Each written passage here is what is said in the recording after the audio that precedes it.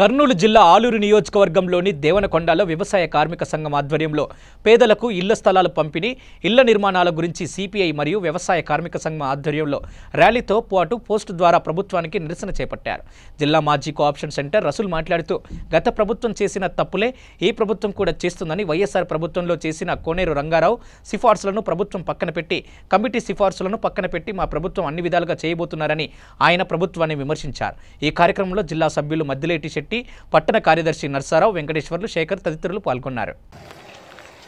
సోదరులారా, ఏమైనా కామ్రేడ్స్, ఈరోజు ఈ కార్యక్రమానికి అధ్యక్షత వహించినటువంటి నర్సారావు గారు,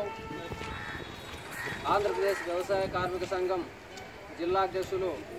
నబీ రసూల్ గారు, అదేవిధంగా ఆంధ్రప్రదేశ్ వ్యవసాయ కార్మిక సంఘం ఆలూరు తాలూకా నాయకులు మరి వెంకటేశ్వర్లు గారు, మరి అదేవిధంగా పట్టణ కార్యదర్శి శేఖర్ గారు, మరి అదేవిధంగా యువజన సమాఖ్య నాయకులు నెట్టి గారు,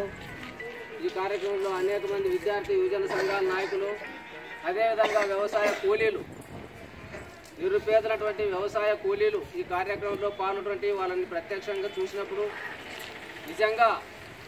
ఏదో రోజు కార్యక్రమంలో పాల్గొన్నట్లు కాకోకుండా అవసరం ఉన్నటువంటి వాళ్ళు, నిజంగా గూడు లేనటువంటి వాళ్ళు, ఏదో గూడు చేసుకోవడానికి కూడా స్థలం అనేటువంటి వాళ్ళు ఈ కార్యక్రమంలో పాల్గొనడం జరిగింది. గత పాలకులు, గత ప్రభుత్వాలు ఎన్నికల సందర్భంలో మాత్రమే, ఎన్నికలు వచ్చినప్పుడు 5 సంవత్సరాలకు ఒకసారి ఎన్నికల ప్రచారంలో కంప్లీట్గా పేదోళ్ళని గురించి, వాళ్ళ కష్టాల్లో నిజంగా వీళ్ళు పాలు పంచుకున్నటువంటి వాళ్ళ మాదిరి పేదోళ్ళ సమస్యలన్నింటి గురించి చాలా క్షుణ్ణంగా మాట్లాడి వాళ్ళని మోసం చేసి వాళ్ళకి ఆశలు కల్పించి వాళ్ళ ఓట్లు వేయించుకొని అధికారంలోకి వచ్చిన మరుసటి రోజే ఈ గ్రామీణ ప్రాంతాల్లో ఉన్నటువంటి వ్యవసాయ కూలీలను కానీ, గ్రామీణ ప్రాంతంలో వ్యవసాయదారులు కానీ మర్చిపోవడం పరిపాటిగా జరుగుతూ ఉంది. నిజంగా చిత్తశుద్ధితో